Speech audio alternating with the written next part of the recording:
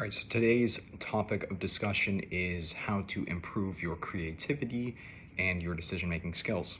So I think there's a lot of nuances that go into improving your decision-making skills. I think one of the most important aspects of it is making sure that it's fact-based decision, right? So for example, you want to get data, do your own research, and overall be educated on whatever it is that you're trying to make the decision about.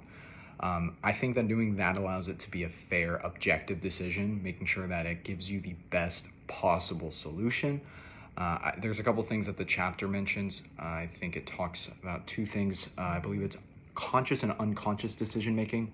So, for example, you have unconscious decision making, which is where you do something without really thinking about it, and it becomes kind of something that your brain just automatically knows to do without really giving it any thought at all.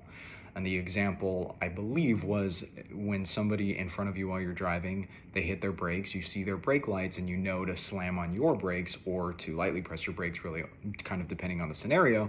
But the fact of the matter is the instinct of your unconscious thought kicks in, and that's what ultimately makes you create the decision for that specific scenario. Then you have conscious decision making. Conscious decision making is a lot more analytical, and meaning that you're doing what I mentioned before. You're basically deliberately making the decision. You're thinking about it. You're gathering the data and then coming to your conclusion for that solution to whatever the problem is. Both of these are really important, right? So you want to be able to have a very solid foundation for your unconscious decision-making skills. You want to also develop your decision-making skills, right? So you want to make sure that you're developing the right amount of education with whatever that given field is to be able to come to a conscious decision. Again, both of those are really important when it comes to improving your overall decision-making skills as a whole. And then there's obviously rational and irrational decision making. So like rational kind of goes back to the type of decision making that you're conscious and analytical about, right? So you're ultimately being as objective as possible, right? So you're being objective and coming to a conclusion with that the more of a pragmatic approach, whereas with a irrational decision would be an example as you're making that decision purely off of emotion. And I guess an example is you get really frustrated, you get mad, and you do something that wasn't necessarily the best solution. Whereas with the rational decision, you're taking a lot more time to think about it. So moving on from the decision making, there's also creativity, how to improve that. For me, in my personal opinion, I think the best way to improve creativity is to kind of hang out with more people or socialize with more individuals, and that way you kind of have different perspectives, right? Because what creativity is basically the idea generation process. You are able to implement, I guess in the business world, implement a new product.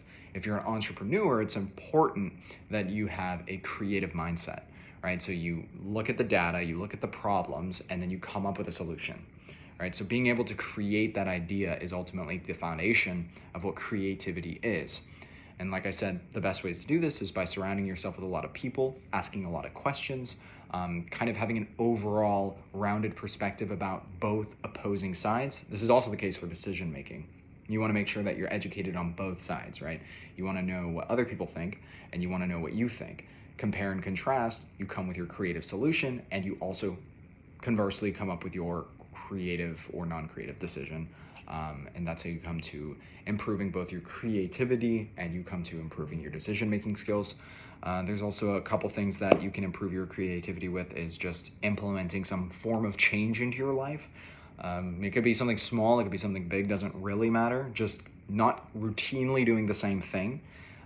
So like, let's say I think the book mentioned something about changing where you eat or what you eat, something small like that. So just not routinely doing the same thing every day. You're constantly building this creative foundational mindset that new things are going to happen, and you're able to create new ideas and come up with new solutions and come up with alternatives from what the routine usual would be for you. So yeah, I think the world is built off of decisions. I think it's built off of creativity. I think especially in Western civilization, it's imperative that you have a creative mindset when it comes to innovation and product execution, and decision making is very vital for that process as well.